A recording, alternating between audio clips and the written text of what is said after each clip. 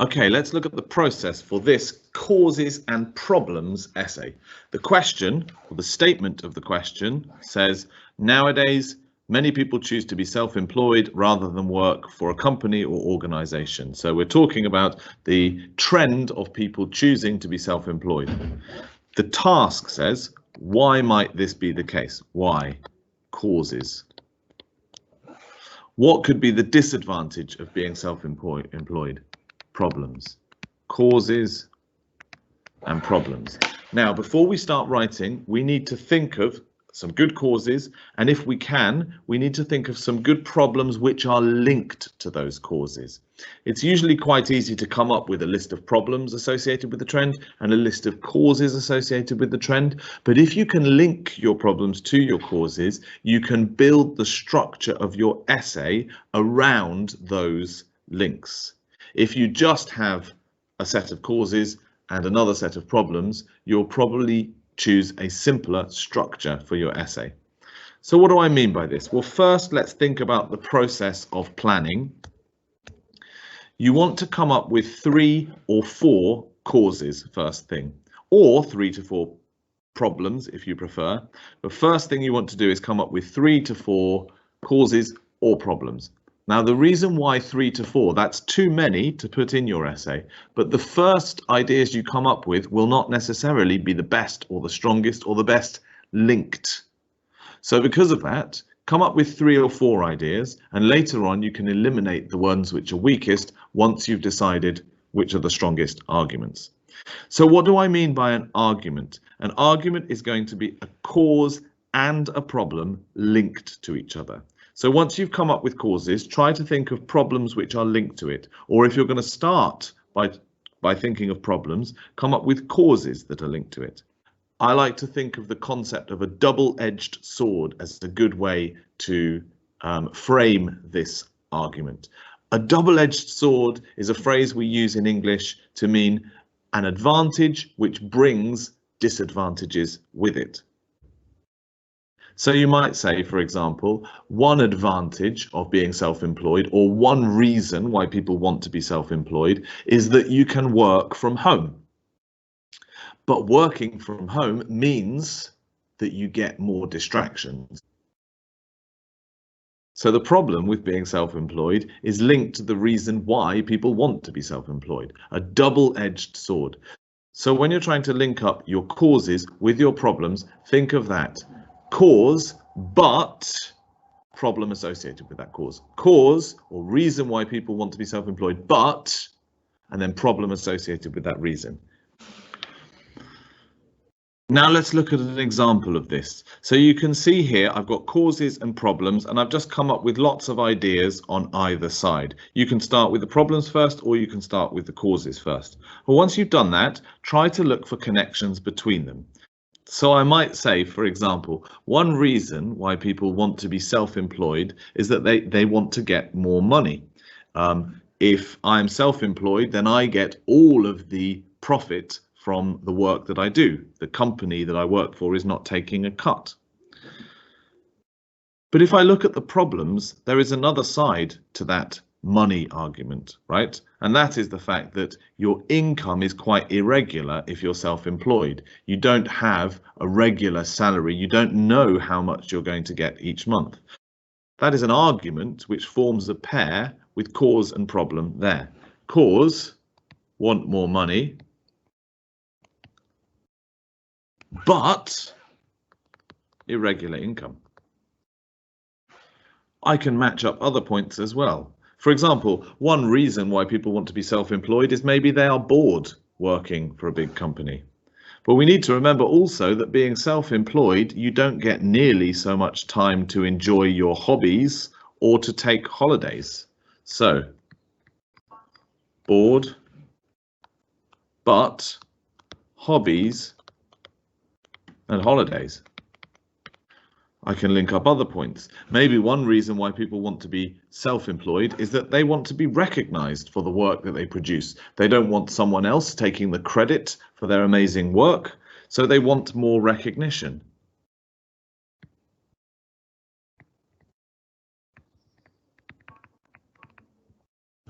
But you can probably see that has another side as well, because if I'm recognized for my successes, I'm also responsible for the failings. I can't hide behind someone else in the company for that. A lot of people would say they don't want to have a boss telling them what to do all the time. But if you don't have someone who tells you what to do, sometimes you don't have them there to ask for help as well.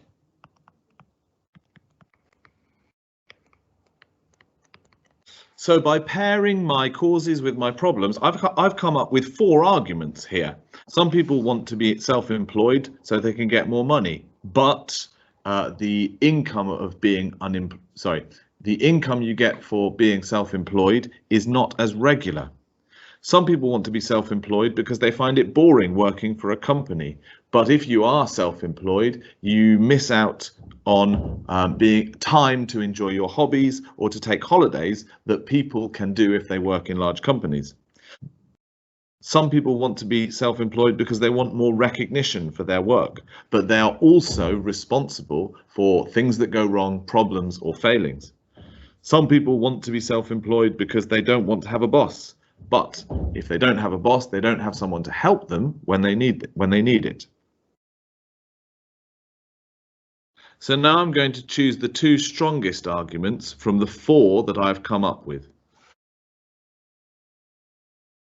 For me, I feel most confident talking about the first 2 arguments that I've made about money and leisure. So I'm going to keep those and I'm going to get rid of the other 2. Now that I've got my 2 strongest arguments, I need to decide on a structure. Now we've got 2 possibilities here.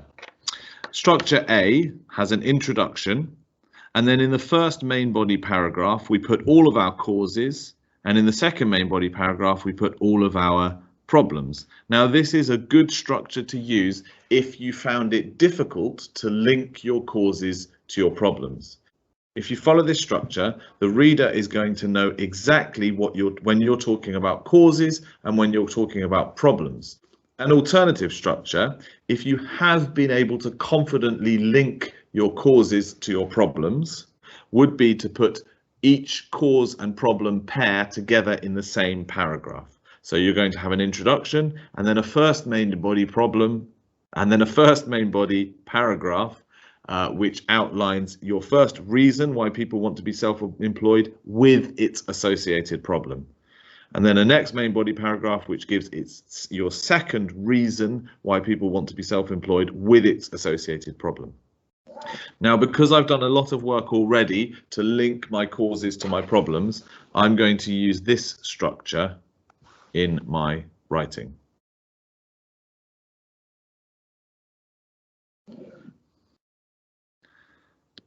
Okay, I'm ready to start writing. First thing I need to do is write an introduction. Now, what I want to do here is paraphrase the statement, which means say the statement in a different way. And I want to reference the task. I want to show the examiner that I've understood what the task is asking me to do here, which is about identifying causes or reasons for something and problems associated with that thing. Okay, so they said nowadays many people choose to be self-employed rather than to work for a company or organization. So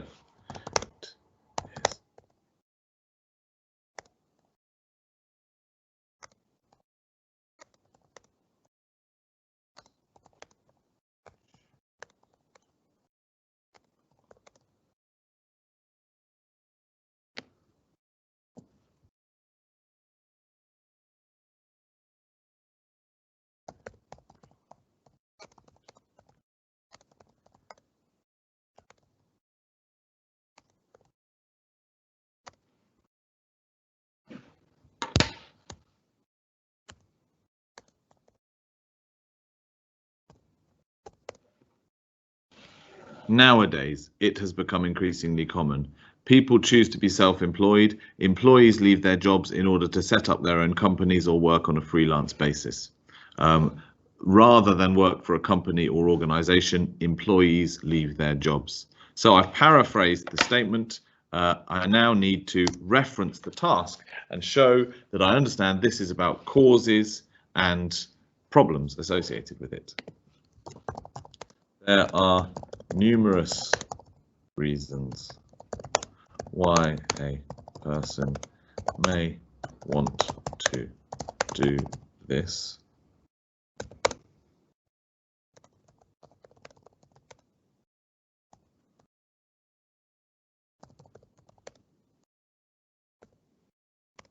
There are numerous reasons why a person may want to do this, but there are also many risks associated with making this professional decision.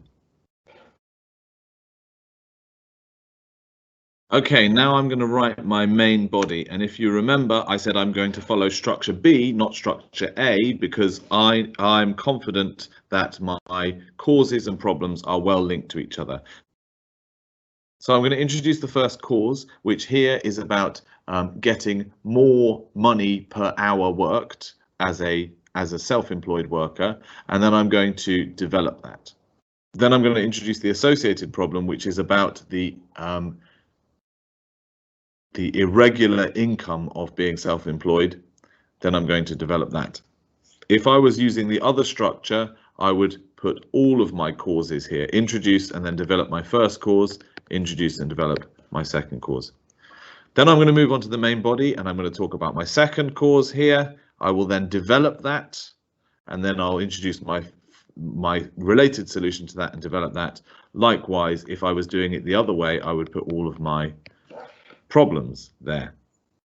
Thinking about language, this is where our cause and effect language that I mentioned in the previous video are going to come in, particularly in the development part of the causes that I'm talking about. Okay, so introduce first cause.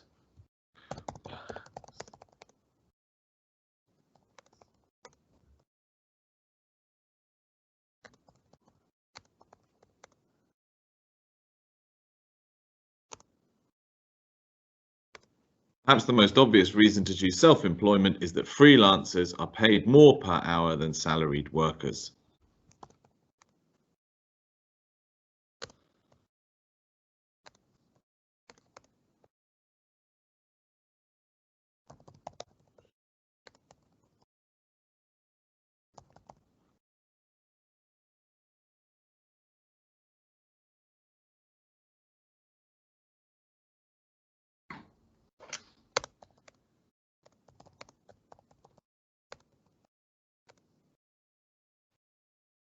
Okay, I've introduced my first cause of why people prefer to be self-employed. Let's now talk about the problem associated with that aspect. So, although overall income may be larger for these workers, it does not come without its challenges. There I'm signposting that I'm going to start talking about a problem.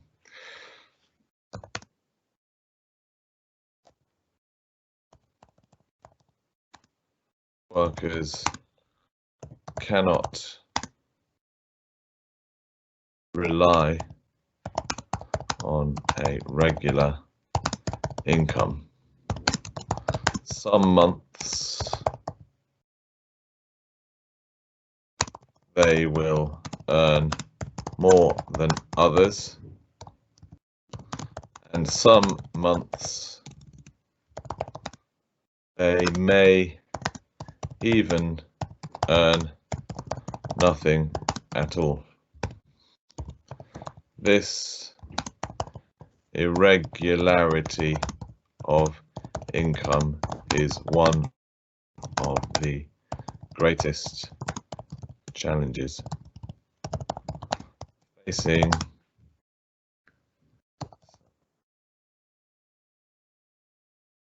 the self-employed.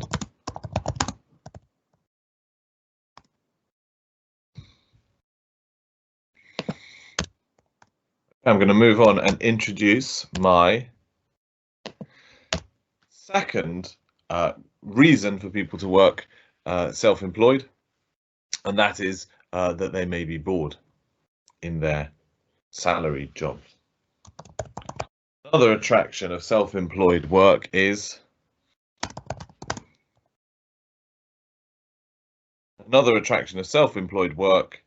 is that salaried jobs are often considered boring in comparison to running one's own business.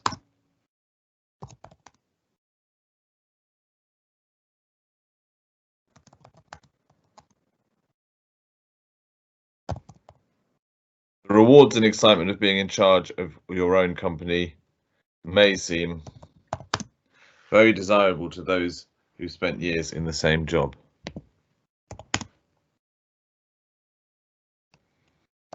However,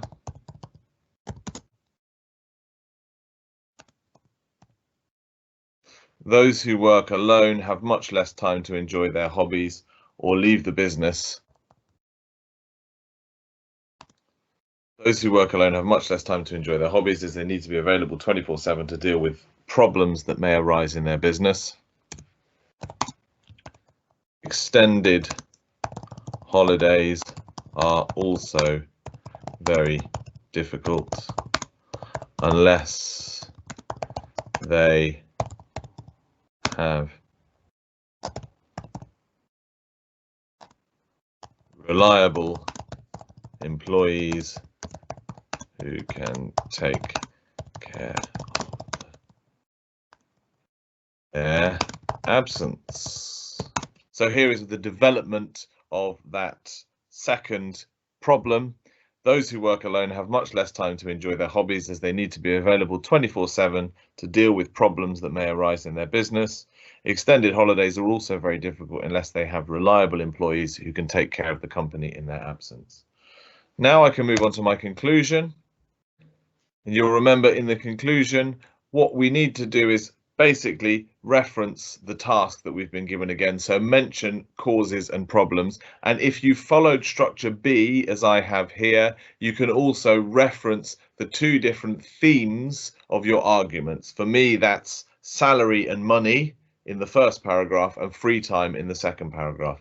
If you followed structure A, you have much less opportunity to do this, but in your conclusion, you can simply reference back to the task and say, there are clearly many reasons why people do this, and there are problems associated with it. But if you followed structure B, you also mention how you've organized your two paragraphs here.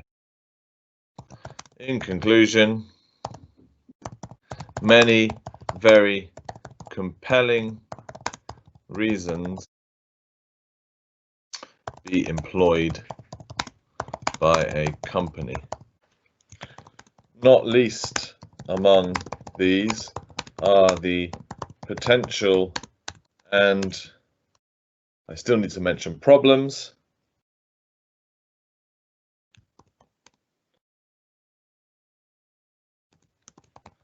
These benefits may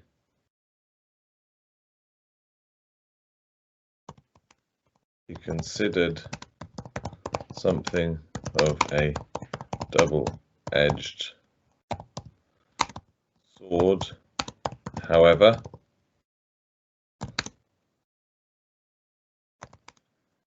and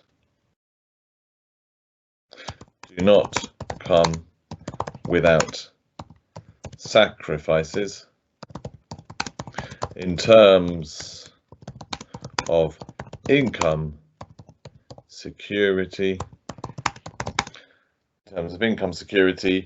and leisure time. Okay, proofreading.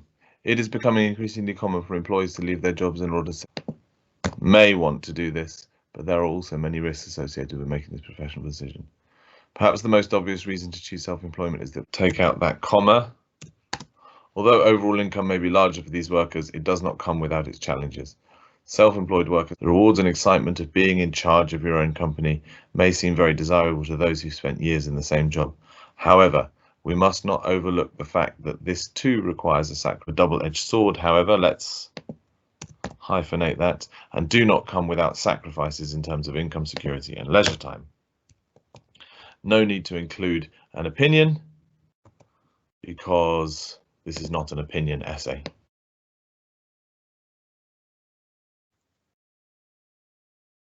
Okay, so how about a score for this essay? Well, your essay is going to be marked in 4 areas. Task response, so how well did you answer the question you were given? Coherence and cohesion. How well structured was your overall essay, the individual paragraphs and the sentences? Lexical resource, how advanced was the vocabulary you used? And grammar range and accuracy, did you use advanced grammar and did you make mistakes? Let's start with the last point here and think about grammar, range and accuracy.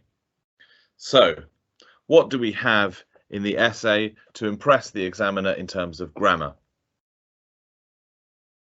We have a comparative here, are paid more than salaried workers. We have a conditional form here, if you are able to work for multiple clients simultaneously. That also uses can in the infinitive form, able to.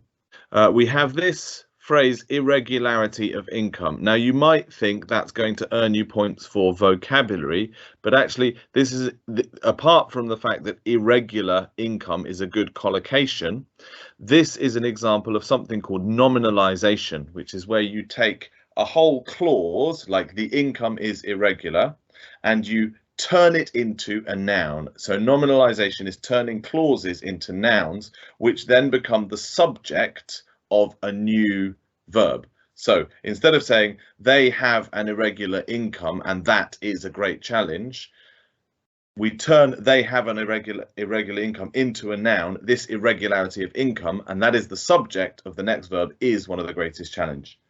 So it's called nominalization, and this is a really classic example of academic writing, turning clauses into nouns. Another conditional down here, extended holidays are difficult unless they have reliable employees. Okay, so that's the most advanced of the grammar there. When we look at the marking criteria for grammar, range and accuracy, it's gonna mention 2 things. It mentions the range of structures that we get. Now, I don't think we can really say there is a wide range of structures with full flexibility there. We could have done more in terms of our conditionals, perhaps having more participle clauses or relative clauses in there. I could have pushed the grammar a bit further. So in terms of range, it's certainly a variety of complex structures. I'm not sure we could really call it a wide range of structures for an 8 or a 9. In terms of accuracy, though, for a 9, rare minor errors occur only as slips.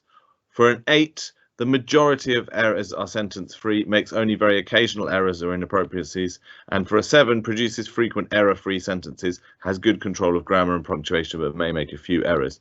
I think because we proofread that properly, we can confidently say that in terms of accuracy, it's a 9. So we've got elements of 7 there and elements of 9. So overall, for grammar, range and accuracy, it's going to get an 8. Now let's look at lexical resource, or the vocabulary. There's more here in terms of vocabulary that's earning me points. So for example, what? Freelance, or work on a freelance basis. Numerous reasons why. Risks associated. These are all good collocations. Professional decision.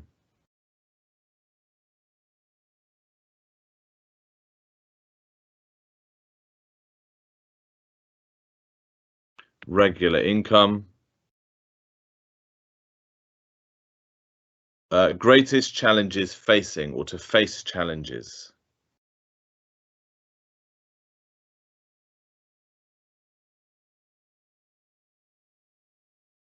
Desirable, we might say. We must not overlook the fact that. Sacrifice. Deal with problems, that's a good collocation. Problems which may arise. Compelling reasons is a good collocation.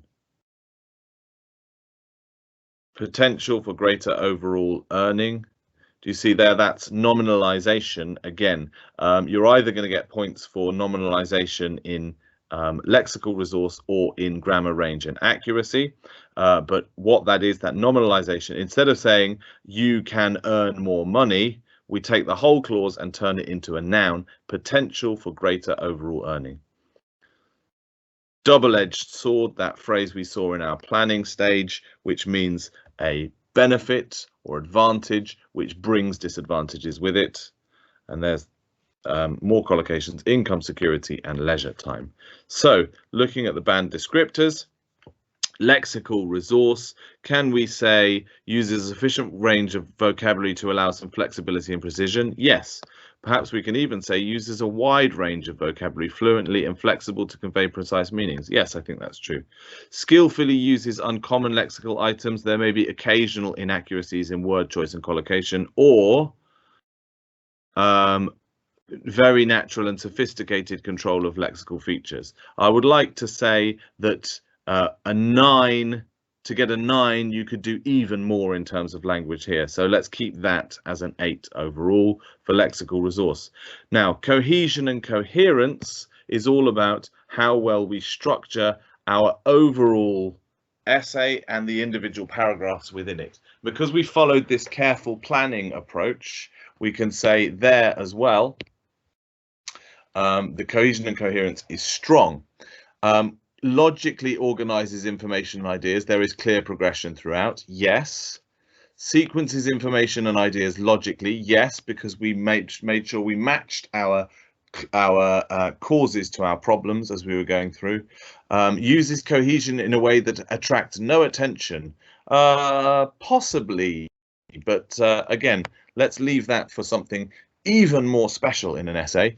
Manages all aspects of cohesion well. Yes. Uses paragraphing sufficiently and appropriately. Yes. So for that reason, it's an 8 for cohesion and coherence as well.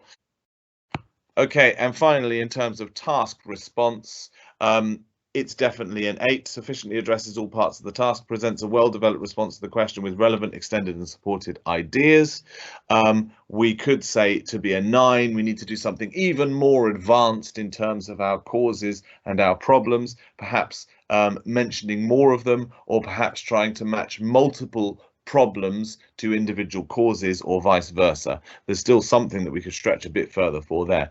So you can see across the board really there in terms of the marking, it's getting high marks, but there's still something to go slightly higher to get up to a 9. So it's an 8 overall. Okay, so it's your turn now. Can you follow the process that we went through in this video to write your own causes and problems essay? The question here is about the use of technology in policing. That's the trend that we're talking about. Now you can choose which technological innovation in policing you want to talk about. You might talk about CCTV or the use of drones and surveillance, or electronic tagging of criminals. There are all sorts of innovations that you could talk about there. But when you've decided on those, same as we've done in this video, you want to come up with too many reasons why this is being used, and you want to come up with too many problems associated with this technology. And then if you can, try to find connections between the causes you've come up with and the problems. Decide on your essay structure based on how well you can connect those two things. I can't wait to read what you've come up with.